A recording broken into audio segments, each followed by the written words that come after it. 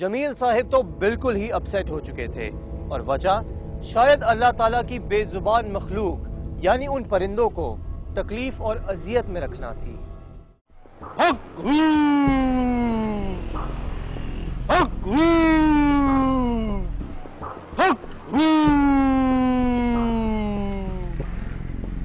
بابا بابا بابا میں اور میری فیملی بہت پریشان ہے بابا، ہم سے کیا ایسی غلطی ہو گئی ہے بابا، ہم بہت سخت پریشان ہیں بابا، ہماری مدد کرو بابا۔ بولا تھا نا تجھے، بولا تھا نا کہ تو دنیا کے کاموں میں مست ہو گیا ہے، تجھے اپنے ارد گرد دیکھنے کی فرصت نہیں۔ سائیں تجھ سے ناراض ہے، بلکہ سائیں کو تیرے گھر ہی میں تکلیف ہے۔ بابا بابا تم جتنا گوشت کہو گے میں تمہیں کھلاؤں گا، وہ خدا کے واسطے ہماری اس پریشانی کا کچھ حل نکال دو بابا، ہم سے کیا غلطی ہو گئی، کیا غلطی ہو گئی ہم سے، ہماری مدد کرو بابا ورنہ ہم تباہ ہو جائیں گے بابا۔ بابا کو ہمیشہ گوشت کھلا کر ہی ٹالتا ہے، کبھی اپنے گھر میں بٹھا کے چائے پلائی تو نے؟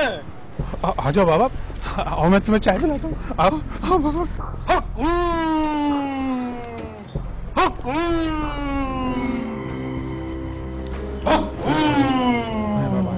اویس، حسن، زیادہ دیکھو ہمارے گھر ملنگ بابا ہیں۔ وعلیکم بابا۔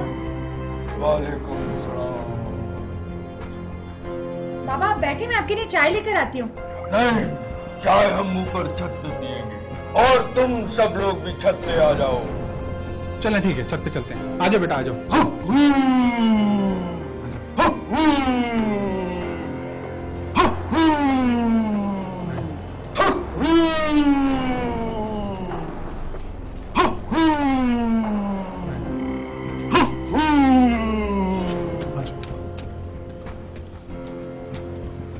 چھت میں ہے موجود میرے سائیں، اور تیری وجہ سے ناراض ہیں، تکلیف میں ہے میرے سائیں، میرے کبوتر۔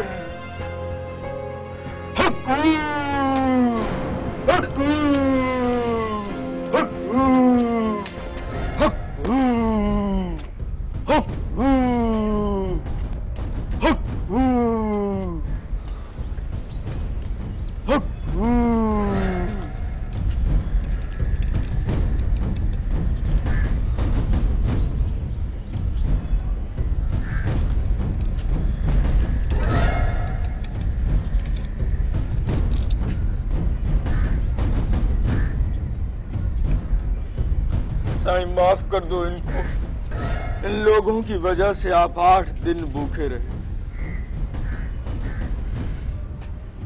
ان دونوں نے مل کر جتنا کچھ کمایا سب لٹ گیا ہے، ان کو سزا مل چکی ہے،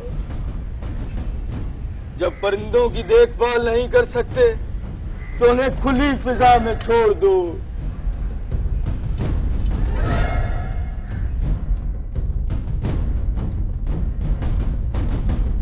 خدا کا شکر ہے کہ ملنگ بابا کی رہنمائی کی وجہ سے ہم کبوتر کو آزاد کر کے کسی آنے والے بڑے نقصان سے بچ گئے۔ معاف کر دو ان لوگوں کو، ہم سب کو معاف کرو، ہم سے غلطی ہو گئی، اللہ ہمیں معاف کر دو۔